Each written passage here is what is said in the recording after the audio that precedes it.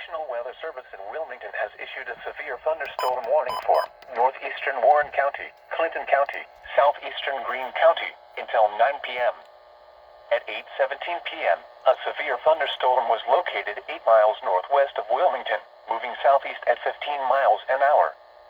Hazard, 2-inch hail and 70 miles an hour wind gusts.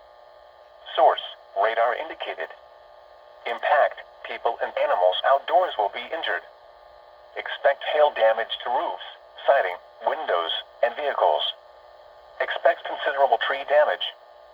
Wind damage is also likely to mobile homes, roofs, and outbuildings.